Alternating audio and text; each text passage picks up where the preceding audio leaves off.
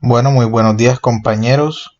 Hoy les voy a poner sobre desprendimiento prematuro de la placenta normo inserta. Entonces tenemos que esta corresponde a la separación total o parcial de la placenta desde su inserción en la pared uterina antes de la salida del feto. Como podemos ver en la imagen, pues esta nos ilustra el sangrado desde el lecho placentario en el desprendimiento prematuro de placenta normo inserta. Es la causa más frecuente de metrorragia del segundo trimestre, sucediendo en el 1 a 2% de los embarazos. Aproximadamente el 50% de los desprendimientos ocurre antes de las 36 semanas de gestación, generando mayor morbilidad producto de la prematurez. También vamos a tener distintos grados de separación de la placenta, que puede ser total o parcial. En la imagen podemos observar una separación parcial que nos produce una hemorragia que no va a ser encubierta o oculta, porque nos va a producir metrorragia. También podemos observar una separación marginal que también nos puede provocar metrorragia. Abajo observamos una separación completa con hemorragia encubierta o oculta. ¿Qué quiere decir esto? Que la paciente no nos va a presentar metrorragia. Y observamos también una separación completa con hemorragia profunda. En la imagen de arriba podemos observar que hay dos tipos de hemorragia: hemorragia externa y hemorragia oculta. En la hemorragia externa, la placenta se desprendió en la periferia y las membranas entre la placenta y el conducto cérvico-uterino se desprendieron de la decidua subyacente. Esto permite la salida de sangre por la vagina. Y en la hemorragia oculta, la periferia de la placenta y las membranas continúan adheridas y la sangre permanece dentro del útero. En la imagen de abajo podemos observar una hemorragia externa y dos tipos de hemorragia oculta. En el primer caso, la imagen que está arriba hacia la derecha, vemos que hay un derrame de sangre por detrás de la placenta, pero sus márgenes todavía permanecen adheridos. Y la placenta está por completo separada, pero las membranas permanecen fijas a la pared del útero. Y en la imagen de abajo hacia la izquierda, vemos que la cabeza del feto está cerca del segmento uterino inferior y que la sangre no puede pasar por dicho segmento.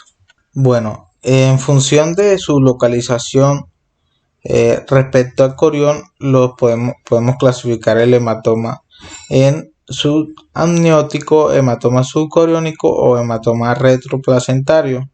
En cuanto al hematoma retroplacentario, que es el que vemos en la figura A, pues este se define como el hematoma que separa el corión frondoso de la decidua basal. El hematoma que se localiza en el margen placentario y que separa el corión frondoso se considera dentro de la categoría de retroplacentario. Y este es sin sangrado y se asocia a coagulación intravascular diseminada, también a muerte fetal. En la figura B podemos observar un hematoma subcoriónico y este puede ser preplacentario si se localiza entre la placa corial y el corión frondoso. Intraplacentario o extraplacentario si se localiza entre la placa corial y la decidua parietal. Y en la figura C tenemos un hematoma subamniótico, que este pues se localiza entre la membrana amniótica y la placa corial. Siempre es preplacentario. En cuanto a los factores de riesgo para el desprendimiento prematuro de placenta, tenemos primeramente los antecedentes de desprendimiento prematuro de placenta en embarazos anteriores. También rotura prematura ovular, oligohidramnios, que es el volumen deficiente de líquido amniótico, corioamnionitis, que pues es una infección en el líquido amniótico y las membranas que lo contienen. También tenemos la hipertensión arterial crónica, que también puede estar asociada a preeclampsia, edad mayor de 45 años en el caso de la madre, gran multiparidad, sobre distensión uterina, malformaciones uterinas, alcoholismo y tabaquismo, cocaína y drogas y trombofilias hereditarias y adquiridas.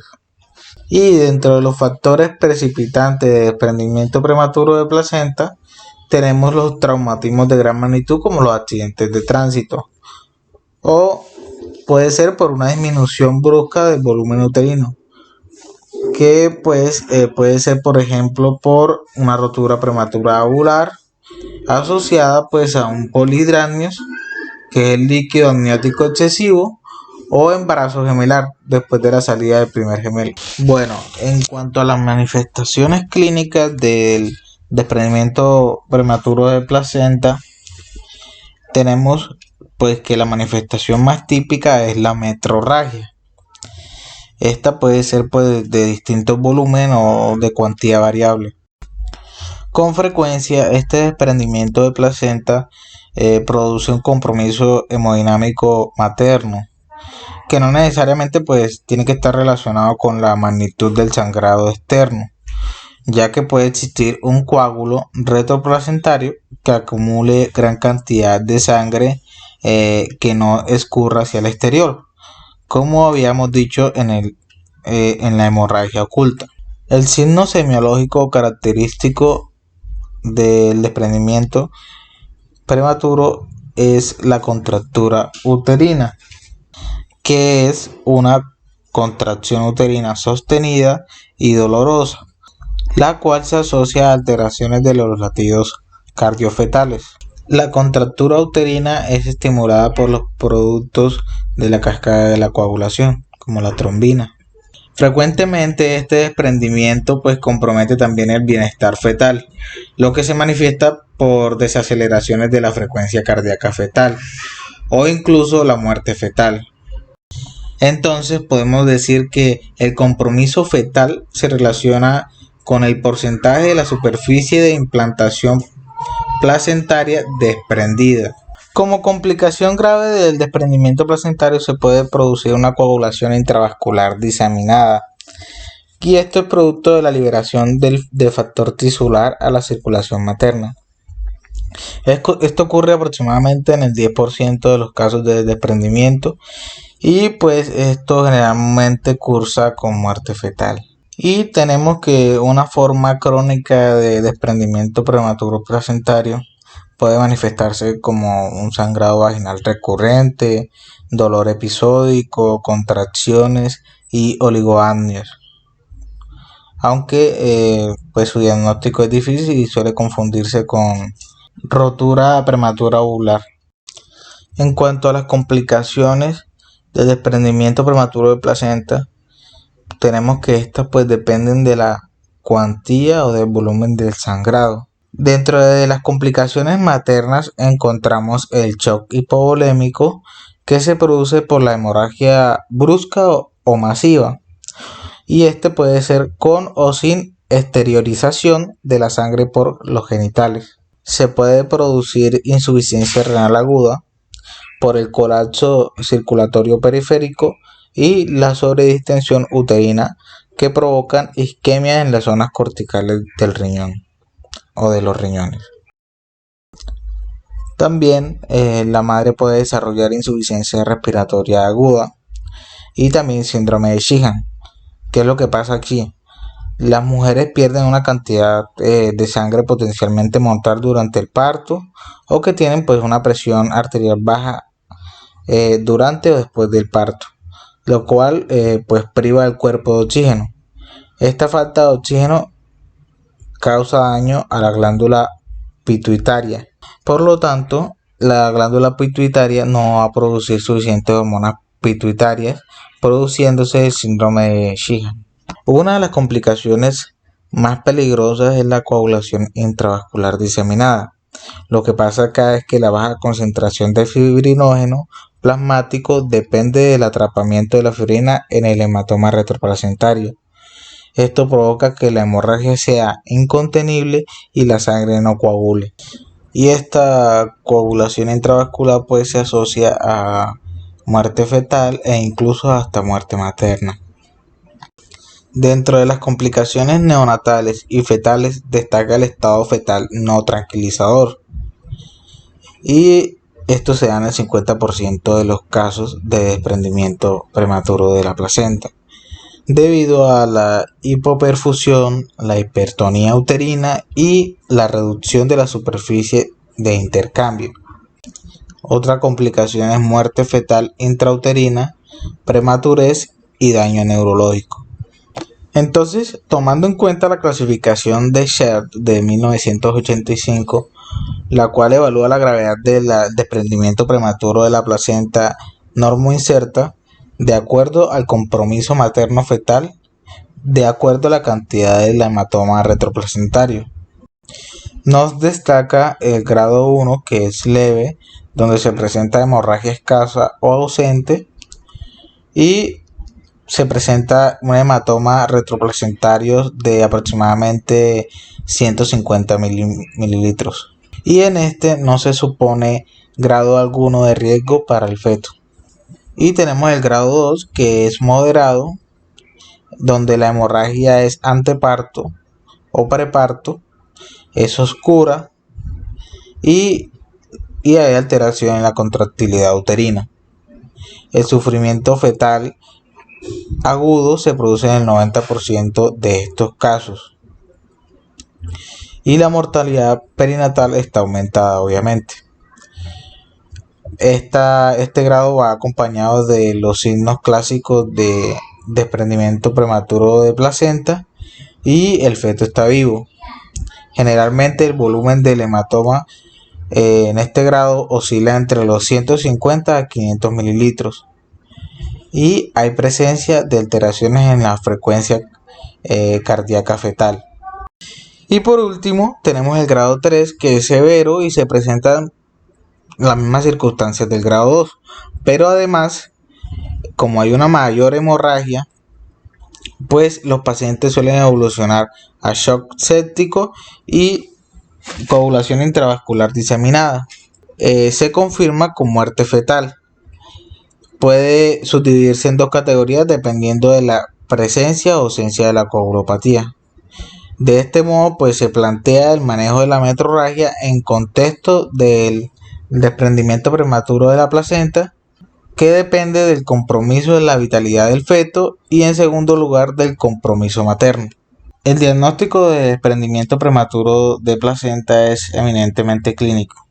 La ecografía solo permite identificar el hematoma retroplacentario en no más del 25% de los casos. Y la utilidad de esta pues radica en realizar un diagnóstico diferencial y evaluar la vitalidad del feto. Entonces, en el manejo del desprendimiento prematuro de la placenta distinguimos dos situaciones clínicas. Primeramente, cuando hay desprendimiento con el feto vivo, que es en el 80% de los casos.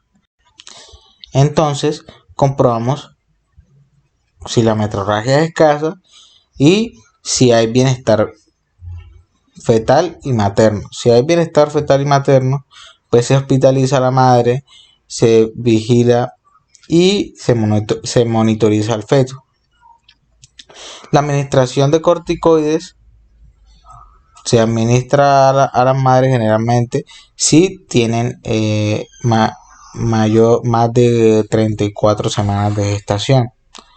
Si la edad gestacional es menor de 36 semanas, el manejo pues depende de cómo evoluciona la madre, porque hay algunas mujeres que se agravan y habitualmente dentro de las primeras 48 horas, haciendo necesaria la interrupción del embarazo.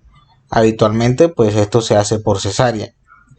Y otras pacientes con desprendimiento evolucionan favorablemente, el sangrado desaparece y el embarazo puede continuar. Si la edad gestacional es mayor de 36 semanas, está indicada la interrupción del embarazo y se puede intentar por vía vaginal. Y si en cambio hay una metrorragia importante y no hay bienestar fetal y materno o se ven comprometidos estos, es necesaria la interrupción del embarazo por vía alta. Entonces lo que se hace es una estabilización de la paciente y del manejo hemodinámico. Y siempre se considera la posibilidad de una coagulación intravascular diseminada que debe ser diagnosticada y tratada. Y se debe tomar en cuenta el laboratorio, el hemograma, pruebas de coagulación y fibrinógeno. La interrupción del embarazo por cesárea de urgencia es independientemente de la edad gestacional y el lugar de donde esté. Y por último se hace el manejo de las complicaciones. La otra situación clínica que se puede presentar es el desprendimiento prematuro de la placenta con el feto muerto. En esta situación pues se asocia a un desprendimiento de más del 50% con un hematoma sobre los 2 litros, y el 30% de los pacientes con desprendimiento y con feto muerto evoluciona a coagulación intravascular diseminada. Por lo tanto, el objetivo es disminuir la morbilidad de la madre.